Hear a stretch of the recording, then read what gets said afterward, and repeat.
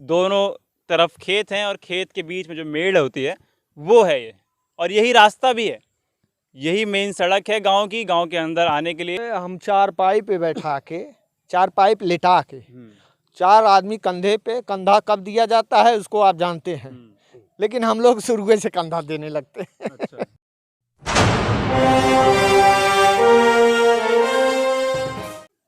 नमस्कार दोस्तों, मैं सुमित यादव, आप देख रहे हैं द सुनामी का चुनावी सफ़र। बीरमपुर गांव में इस समय मौजूद हैं। दोनों तरफ खेत हैं और बीच में आप ये जो देख रहे हैं ये सड़क है। देखने से हालांकि लगेगा नहीं, क्योंकि हम लोग इसी रास्ते से आए हैं और अपनी जो बाइक है वो बाहर मेन रोड पे खड़े किए हैं। ये बीरमपुर गांव में अंदर आने का एकमात्र रास्ता, और ये रास्ता कुछ इस तरीके से है। दोनों तरफ खेत हैं और खेत के बीच में जो मेड़ होती है वो है ये, और यही रास्ता भी है, यही मेन सड़क है गांव की। गांव के अंदर आने के लिए अगर किसी की तबीयत ख़राब हो जाए, अगर एम्बुलेंस को आना हो गांव में, तो वो शायद नहीं आ पाएगी। तो ये हालात हैं इस समय। कभी इमरजेंसी में फायर ब्रिगेड को आना हो तो वो भी नहीं आ पाएगी। ये कुछ हालात हैं। यह आप देख रहे हैं, आप लोग बाइक वाइक लेके नहीं निकल सकते। हम लोग खुद अपनी बाइक बाहर खड़ी किए हैं और जूते वगैरह कपड़े गंदे हो गए हैं, क्योंकि इस तरीके के हालात यहाँ पे हैं। तो कुछ लोग हैं, गांव के ही लोग हैं, इन लोगों से बात करेंगे और समझेंगे, जानेंगे क्या क्या समस्याओं का सामना गांव के लोग कर रहे हैं। बिजली कितने घंटे आती है, सड़क के हालात तो आप देख ही रहे हैं। गड्ढा मुक्त करने का वादा योगी जी का था, लेकिन जो सड़क निर्माण है वो अगर आप देखें तो वो गांव में नहीं पहुंचा है। ये सड़क का हालात है। और यही नहीं, गांव में जितनी भी सड़क हैं ये लिंक रोड है, संपर्क मार्ग है, ये जोड़ता है बाहर मेन रोड से। लेकिन ये हालत है, मैंने आपको बताया कि अगर एम्बुलेंस को अंदर आना हो तो शायद है कि नहीं पहुंच पाएगी। जी, आपका नाम क्या है? संतोष मिश्रा। तो बताएं ज़रा, ये आपका पहला मकान यही है, तो कैसे चलता है फिर यहाँ पे? गाड़ी को अगर आना जाना हुआ, कभी इमरजेंसी में एम्बुलेंस को आना हुआ? नहीं, गाड़ी तो सवाल ही नहीं है, बाइक लेके आने में भी दिक्कत है। अच्छा। और ये आज़ादी से आज तक इस गांव का दुर्भाग्य है कि आज तक न कोई चक्रोट, खड़ंजा और संपर्क मार्ग, और ये इस रास्ते की हालत न देखिए आप। गांव के जितने रास्ते इस तरह से गांव को जोड़ने वाले हैं, सबकी हालत इससे बदतर ही होगी। और विकास के नाम पे तो कई करोड़ रुपया जो है इस गांव सभा में रास्ता, चक्रोट, खड़ंजा के नाम पे निकाले गए, सिर्फ भ्रष्टाचार हुआ है। लेकिन बीरमपुर अपने हाल पे सिर्फ रो रहा है। और तो कहती है भ्रष्टाचार मुक्त हो गया उत्तर प्रदेश। सरकार आके ज़मीन पे देखे कि भ्रष्टाचार कहाँ है, उसको स्वयं पता चल जाएगा कि भ्रष्टाचार कहाँ है और कितना है। जी, आपका क्या नाम है? संतोष तिवारी। तो तिवारी जी बताएं ज़रा, गांव के निवासी हैं, गांव का विकास तो हम थोड़ा बहुत देख ही रहे हैं, काफ़ी देर से घूम रहे हैं गांव में। तो इससे क्या क्या समस्याओं का सामना इस सड़क ख़राब होने से करना पड़ता है? पहले तो सड़क की बात कर लें, हम देख ही रहे हैं, हमने खुद सामना किया है उनकी। सर, इस सड़क, इस रोड से हमारे ग्राम सभा की कोई भी विकास का कार्य नहीं हो सकता। यहाँ तक मैं निजी अपना घर नहीं बना सकता, क्योंकि जब रास्ता ही नहीं है तो हम मकान कहाँ से बना पाएंगे। दोनों ओर फसल पैदा हुआ है और घर मटेरियल जा नहीं सकता।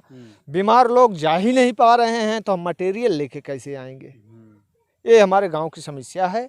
हमारे गांव का आज आज़ादी से आज तक कोई भी रोड, सरकार का कोई लाभ रोड के लिए नहीं मिला है। बाकी पर्सनली विकास प्रधान के माध्यम से जो प्रधान अपनी ओर कर ले, उसका विकास होगा। अच्छा, प्रधान का विकास हो रहा है खाली? हाँ, प्रधान का विकास हो रहा है, बाकी गांव का विकास नहीं हो रहा है। प्रधान संपन्न हो रहे हैं अच्छे खासे, और एक मनरेगा चल रहा है। मनरेगा बहुत अच्छी कमाई होती है। अच्छा, बहुत अच्छी किसकी? कमाई मजदूर की? प्रधान का होता है। प्रधान की कमाई होती है? हाँ, और किसी के नहीं।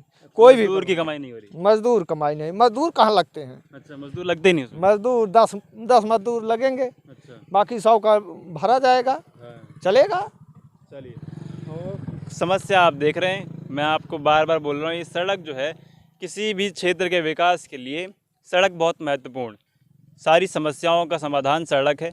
आप अगर एम्बुलेंस की बात करें, मैं आपको बार बार तस्वीरें दिखा रहा हूँ कि एम्बुलेंस जो है वो गांव में आ नहीं सकती है। यहाँ से अगर चलिए किसी की अगर तबीयत ख़राब हो, कोई प्रेग्नेंट हो, तो किस तरीके से यहाँ से इसको ले आया जाता बाहर? अरे हम चारपाई पे बैठा के, चारपाई पे लिटा के, 4 आदमी कंधे पे कंधा कब दिया जाता है उसको आप जानते हैं, लेकिन हम लोग शुरू से कंधा देने लगते हैं। अच्छा। तो ये हालत है कि अगर किसी की तबीयत ख़राब हो, कोई इमरजेंसी हो, तो यहाँ पे बड़ी मशक्क़त से किसी को बाहर ले जाया जाएगा, बाहर मेन रोड तक एम्बुलेंस आएगी और चीज़। जी सर, क्या नाम है आपका? कृष्ण कुमार मिश्रा। तो सरकार से खुश है कि ना खुश है? सरकार से क्या खुश हैं जब रास्ता नहीं आने जाने का परेशानी है, हम लोग यही भोग रहे हैं, आ जा नहीं सकते रोड पे, तो कैसे खुश रहेंगे? खुश नहीं है सरकार से। बिल्कुल नहीं खुश हैं। 97 से चकबंदी चल रही है हमारी, आज तक हो ही नहीं पाई। सरकार जान ही नहीं पा रहा है कि बीरमपुर चकबंदी हुई है कि नहीं। आज़ादी से आज तक कोई चकबंदी कार्यक्रम नहीं हुआ। तो 30 साल हो गया झूले चकबंदी का, सरकार जान ही नहीं पा रही है। हमारे यहाँ प्रतिनिधि वैसे हैं, न बताते हैं सरकार को, न अपने आप सारा सुलझा लेते हैं। बिजली कितने घंटे आती है सर यहाँ पे? बिजली 10-12 घंटा तो रह जाती है। 10-12 घंटे बिजली है। चलिए, तो ये हालात आप देख रहे हैं, ये सड़क की स्थिति देखिए, 10-12 घंटे की बिजली आ रही है। 24 घंटे की बात करते हैं हालांकि कि 24 घंटे बिजली देंगे, 22 घंटे की बात करते हैं कि 22 घंटे बिजली आ रही है। तो ये हालात हैं बीरमपुर में हम लोग। ये मेरे सवाल कई हैं क्योंकि मैं पूर्वांचल में काफ़ी दिनों से घूम रहा हूँ, तो बिजली को लेके सवाल है, सड़क को लेके सवाल है। किसी भी सड़क पे आप जाएंगे, स्टेट हाईवेज़ की मैं बात कर रहा हूँ, गड्ढे हैं उसमें भी, और स्ट्रीट लाइट स्टेट हाईवेज़ पे भी नहीं है। आप अंदर गांव की तो बात छोड़ें कि गांव में कहीं खंभों पे लाइट लगी है, तो वो हालात ही नहीं है, वो कंडीशन ही नहीं है। और आप बात करते हैं कि आप 24 घंटे लाइट दे रहे हैं, तो मैं मान सकता हूँ ये बात कि लखनऊ में आ रही होगी, इलाहाबाद में आ रही होगी, कानपुर में आ रही होगी, बनारस में आ रही होगी, लेकिन क्या बाकी जो ज़िले हैं, क्या मऊ, बलिया, जौनपुर, ये सब जो ज़िले हैं, क्या ये उत्तर प्रदेश में नहीं आते हैं? यहाँ पे 10 से 12 घंटे, जैसा आप बता रहे हैं, 10 से 12 घंटे लाइट आ रही है। पिछले 2 हफ्ते से हम भी यहीं पे हैं और हम देख रहे हैं, इस चीज़ का सामना हम लोग भी कर रहे हैं कि लाइट कितने घंटे आ रही है। तो इन जो ज़िले हैं, ये जो ज़िले हैं जो शहर में अभी नहीं तब्दील हुए हैं, ये क्या उत्तर प्रदेश का हिस्सा नहीं है? जी, क्या आपका क्या नाम है? मेरा नाम विजय लक्ष्मी शुक्ला है। तो खुश हैं सरकार से कि नहीं? हम यहाँ के निवासी नहीं हैं। यहाँ के निवासी नहीं? नहीं, तो आप देख तो रही हैं, आप देख रहे थे वहाँ सड़क से आ रहे थे। देख तो रहे हैं। यहाँ पे हम दवा लेने गए थे, बाइक जाने की भी व्यवस्था नहीं है, पूरा कचड़ा चल रहे हैं तो भी गिरने का डर है। इस गांव का विकास तो हम जब भी आते हैं कभी नहीं देखते। तो आप कहाँ के निवासी हैं? हम लेदुका के हैं। अच्छा, लेदुका से हैं? जी, अच्छा, चलिए। तो लेदुका में क्या हाल है?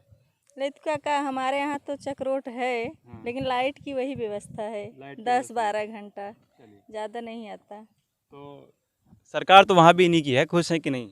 नहीं, खुश नहीं है। खुश नहीं है सरकार। नहीं, चलिए, तो ये हालात हैं। मैं बात जैसे कि मैंने कहा कि जो सवाल मेरा यही है कि क्या ये ज़िले जो हैं, अब जब आप बात करते हैं कि हम 22 से 24 घंटे लाइट दे रहे हैं उत्तर प्रदेश में, तो क्या ये जो ज़िले हैं उत्तर प्रदेश में नहीं आते हैं? और लखनऊ, इलाहाबाद, कानपुर, बनारस की अगर आप बात करते हैं तो यहाँ पे लाइट, अगर हम बात कर दें आपके राज्य की, तो उससे पहले से लाइट वहाँ पे पहले से आ रही है। जिनको आपको डेवलप करना था वो ये जगह है। हम हमेशा से बात करते हैं, हमने वो तस्वीरें देखी लॉकडाउन के दौरान, पिछले साल की मज़दूर जो है दिल्ली से भाग के यहाँ पर आए, तो वो ये वजह है कि मज़दूर को दिल्ली जाना पड़ता है। ये व्यवस्था है, क्योंकि विकास की व्यवस्था ये है। गांव में जब तक विकास नहीं पहुंचेगा, आप बात करते हैं कि क्योंकि आप विकास की बात करिए, सबका साथ सबका विकास की आप बात करते हैं, 7 साल केंद्र में हो गए, 7 साल से ज़्यादा, 5 साल लगभग राज्य में होने वाले हैं। डबल इंजन की सरकार थी, तो विकास जो है 5-7 साल से लापता है। केंद्र में 7 साल से लापता है, उत्तर प्रदेश में 5 साल से लापता है। तो ये विकास का हाल है। तो क्योंकि आप जब बात करते हैं सड़क निर्माण की, कि उत्तर प्रदेश सरकार ने सबसे ज़्यादा सड़क निर्माण किया, सड़कों का निर्माण उत्तर प्रदेश सरकार में, इस सरकार में हुआ, बिजली व्यवस्था इस सरकार में दुरुस्त हुई, तो ये बिजली की व्यवस्था और ये सड़क की व्यवस्था है। फिलहाल इन तस्वीरों के साथ मैं ये वीडियो ख़त्म कर रहा हूँ। आगे की तस्वीर भी आपको हम उत्तर प्रदेश के दिखाते रहेंगे। पूर्वांचल के 2 महीने के दौरे पर हैं, सारी तस्वीरें दिखाएंगे कि किधर कितना, कहाँ कितना विकास हुआ। जो चीज़ें कागज़ पे दिखाई जा रही हैं, जो चीज़ें बैनरों और होर्डिंग्स में दिखाई जा रही हैं, क्या वो ज़मीन पर हैं? उन सभी चीज़ों को जांचने और परखने की कोशिश कर रहे हैं। उत्तर प्रदेश की जनता के मन को टटोलने की कोशिश कर रहे हैं। फिलहाल इन तस्वीरों के साथ मैं वीडियो ख़त्म कर रहा हूँ, आगे की तस्वीर दिखाएंगे ज़रूर। तो जुड़े रहें हमारे साथ, देखते रहिए सुनामी। तब तक के नमस्कार, खुश रहें, स्वस्थ रहें।